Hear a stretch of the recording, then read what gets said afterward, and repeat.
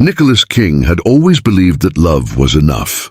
He believed it when he first met Claire Harrington at a local bookstore, her dark hair cascading over a novel she wasn't really reading. If you believe in kindness, second chances, and the power of small moments to change lives, please like, comment, share, and subscribe to Kindness True Stories. Also, tell us in the comments where in the world are you watching from. He believed it through 18 months of quiet dinners and long walks, of shared dreams and whispered promises.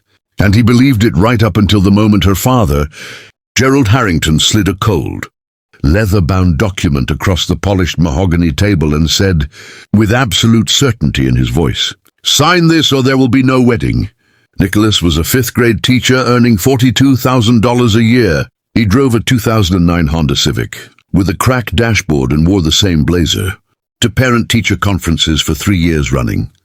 He owned nothing of significance, and Gerald Harrington, CEO of Harrington Capital, owner of 3 estates, and a man whose watches cost more than Nicholas's annual salary, made sure Nicholas never forgot it. The prenuptial agreement was 47 pages long, and Nicholas was given exactly 20 minutes to read it at the family dining table while Claire sat silently, her eyes fixed on the tablecloth, and her mother swirled a glass of Bordeaux without meeting his gaze. Gerald summarized it bluntly. "Claire keeps everything she came with. Everything she inherits, everything the family generates. You keep whatever you earn as a teacher, which frankly won't be much." He paused, then added the words that would burn inside Nicholas for years. "No offense, but you simply cannot provide the life our daughter deserves." Nicholas picked up the pen. His hand was steady, even though his chest was breaking. He signed because he loved Claire, because he told himself that money was never the point, and because a part of him, the quiet, patient part, knew something Gerald Harrington did not. Nicholas set down the pen, pushed the document back across the table, and said nothing. He just smiled slightly, the way a man smiles when he's holding a card nobody else has seen yet. The wedding was modest by Harrington standards. Gerald made sure of that, insisting it be appropriate given the circumstances. Nicholas stood at the altar and watched Claire, walked toward him and thought only about her, not the whispers, not the prenup, not the way her uncle had introduced him at the rehearsal dinner as Claire's little teacher friend. For 2 years, Nicholas and Claire built a life together in a small apartment. He taught school. She worked at her father's firm, which Gerald had arranged before the ink on the marriage certificate was dry. Holidays at the Harrington estate meant Nicholas endured Gerald's pointed remarks about investment portfolios and property values, disguised as dinner conversation. Claire never defended him. She laughed softly, deflected gently, and later told Nicholas he was being too sensitive. Nicholas never argued. He just waited, because Nicholas King carried a secret that had been locked away since before he was born. His paternal grandfather, Raymond King, was a man who had made a quiet fortune in pharmaceutical patents. Decades ago, a fortune so carefully protected, so intentionally hidden from the public record, that even extended family members didn't fully understand its scale. Raymond had loved Nicholas fiercely and had made a single specific decision. Nicholas would receive nothing until his 35th birthday. "I want you to know who you are before you know what you have," Raymond had written in the sealed letter left with the family attorney. "I want you to choose your life honestly." Nicholas turned 35 on a Tuesday in March. He was grading spelling tests when his phone rang.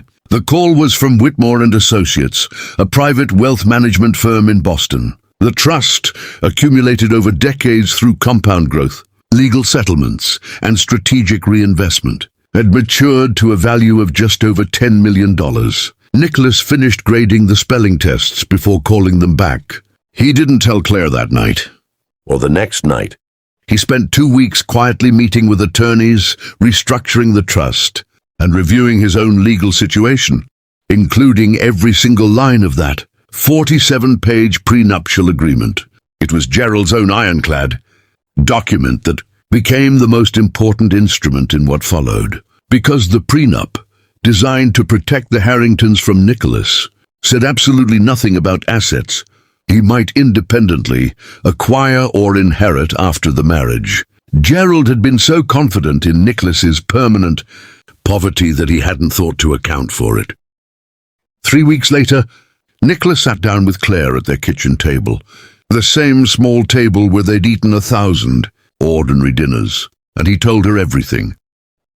He watched her face move through confusion, disbelief, and something that looked uncomfortably like calculation. He told her about the trust, about Raymond, about the phone call he'd received while grading spelling tests. Then he told her what he had decided to do with that knowledge. Nicholas wasn't cruel. He didn't expose the Harringtons publicly or make dramatic scenes. He simply met with his own attorney and began the quiet process of separating his life from people who had only ever valued him in dollars. He bought a house, nothing extravagant, just somewhere that was entirely his own. He set up a foundation in Raymond's name to fund classroom supplies for underpaid teachers across the state. He resigned from the school with a generous endowment to his department, and he walked away from a marriage where he had always been the poor teacher at the wrong table, even when he was the richest person in the room. The most powerful thing Nicholas King ever did wasn't signing that prenup.